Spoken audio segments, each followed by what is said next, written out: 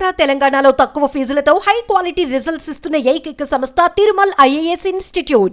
ఆంధ్రప్రదేశ్లో అభివృద్ధి ధ్యేయంగా దూసుకుపోతున్న కూటమి ప్రభుత్వం ఏపీ ప్రజలకు మరో శుభవార్తనిచ్చింది. సంక్రాంతి నుంచి మరో కార్యక్రమం అమలు చేసేందుకు సన్నద్దమవుతోంది.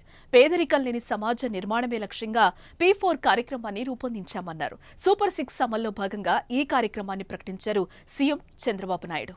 సంక్రాంతి నుంచి P4 ప్రోగ్రాం అమల్లోకి రాబోతుందని సీఎం స్పష్టం చేశారు. ఇప్పటికే దీపావళి నుంచి ఉచిత గ్యాస్ సిలిండర్ల పథకానికి శ్రీకారం చుట్టనున్నట్టుగా ఇప్పటికే ప్రకటించారు. ఈ నేపథ్యంలోనే సంక్రాంతి నుంచి P4 కార్యక్రమాన్ని అమలు చేయాలని నిర్ణయించింది. ఈ విషయాన్ని సీఎం చంద్రబాబు నాయుడు ప్రకటించారు.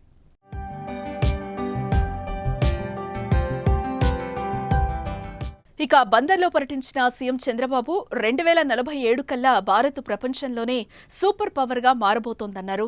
ప్రగతి పథంలో దూసుకెళ్లాలంటే హార్డ్ వర్క్ తో పాటు స్మార్ట్ వర్క్ చేయాలన్నారు. టెక్నాలజీని, ఇంటెలిజెన్సీని వాడుకుంటూ ముందుకు సాగాలన్నారు. అభివృద్ధి అంశాలతో పాటు కుటుంబ నియంత్రణపై ఆసక్తికర వ్యాఖ్యలు చేసిన సీఎం స్వర్ణాంధ్ర లక్ష్యంగా త్వరలో P4 కార్యక్రమాన్ని ప్రారంభిస్తున్నట్టుగా చెప్పారు. పేదరిక నిర్మూలనే లక్ష్యంగా ఈ కార్యక్రమాన్ని రూపొందించారు.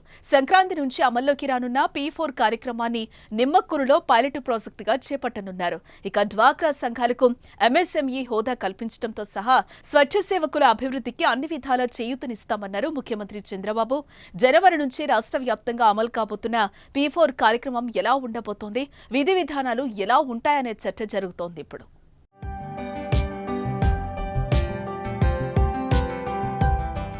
మరోవైపు P4 అంటే ఏంటని సందేహాలు ఉన్నాయి. P4 అంటే పబ్లిక్ ప్రైవేట్ పీపుల్ మరియు పార్ట్నర్షిప్ అని అర్థం. రాష్ట్రంలో కులగణనకు బదులు నైపుణ్య గణన చేపట్టాలని నిర్ణయించారు సీఎం చంద్రబాబు. దీనిపై కేబినెట్లో చర్చించి ఆమోదించామని చెప్పారు. మానవ వనరులను పెట్టుబడిగా మార్చేందుకు మార్గదర్శకాలన్నింటినీ అందిపుచ్చుకుంటూ సంపద సృష్టించడమే చంద్రబాబు లక్ష్యం. స్వల్ప, మధ్యకాలిక, దీర్ఘకాలిక లక్ష్యాలతో ప్రజలకు ఉపాధి అందిందే. దీంతో ప్రతి కుటుంబంలో ఔత్సాహిక పారిశ్రామిక గా మారే అవకాశం ఉంటుందన్నారు. తమ రాష్ట్ర పునర్నిర్మాణం కోసం తమ పార్టీ, కేంద్రం కలిసి పనిచేస్తాయని చెప్పారు చంద్రబాబు.